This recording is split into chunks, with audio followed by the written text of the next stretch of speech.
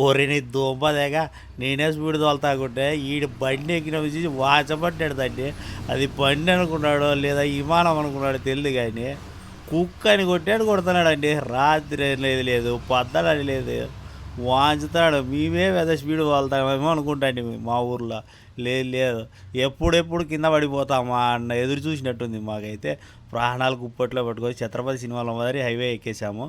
ఇక్కడ చూస్తే మన ఆర్మీ ఆఫీసర్లు చూడగానే ఎంతో ఆనందం అయితే వచ్చేసింది. ఆర్మీ ఆఫీసర్లు కవాతు చేస్తున్నారు ఈ హైవేలో. ఇది కొత్తగా నిర్మించిన హైవే అండి, మీరు అబ్జర్వ్ చేయొచ్చు. నెక్స్ట్ వచ్చి ఇంకా డాల్ లేక్లో అలా పడవకి ఇలా తిరుగుతున్నామో లేదో గంటకు ఒకసారి కాదు, అరగంటకు ఒకసారి కాదు, 10 నిమిషాలకు ఒకరు వస్తారు. అది తీసుకో ఇది తీసుకో అని దొబ్బేస్తారు. మనం ఎంత చెప్పినా కూడా ఏదో ఒకటి తీసుకోవాలా, పంపించేయాలా. లాస్ట్కి అలా ఇలా తిరుగుతూ తిరుగుతూ తిరుగుతూ సేద తీరుతున్న సమయానికి ఎయిర్పోర్ట్ ఫ్లైట్ ఎక్కాలని గుర్తొచ్చింది. ఫ్లైట్ ఎక్కేసాము.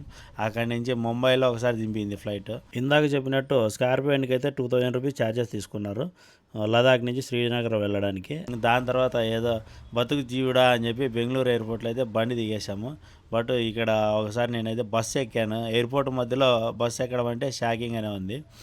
ఎలా అంటే ఇది ఎయిర్పోర్ట్ రన్వే మీదే మా బస్సు అయితే వెళ్తూ ఉంటుంది.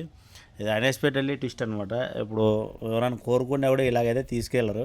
బట్ మా లక్కి అమ్మో కానీ మేమైతే ఈ బస్సు ఎక్కేసాము, కార్ ఎక్కేసాము, ఫ్లైట్ ఎక్కేసాము ఎయిర్పోర్ట్లోనే మొత్తం అన్నీ లోపలే. ఇది ఇన్నర్ ఎయిర్పోర్ట్లో అనమాట, అవుటర్ ఎయిర్పోర్ట్లో కాదు.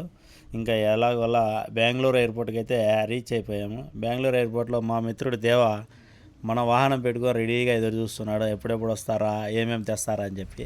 బట్ ట్విస్ట్ ఏంటంటే మా ఫ్రెండ్స్ ఎవరికి ఏం తీసుకురాలేదు, ఎందుకంటే మా దగ్గరే డబ్బులు అయిపోయాయి కాబట్టి. నెక్స్ట్ నా రాయల్ ఎన్ఫీల్డ్లో ట్రిప్ ప్లాన్ చేస్తున్నాను. ఎక్కడికి వెళ్ళాలో మీరు కామెంట్ చేయండి. Thank you. ఇన్ని వీడియోలు మీరు భరించి చూసినందుకు మీకైతే ధన్యవాదాలు. నెక్స్ట్ వీడియోలో ట్రిప్కి అంతా ఎంత అమౌంట్ అయింది ఏమనే ఇన్ఫర్మేషన్ అయితే ఇస్తాను.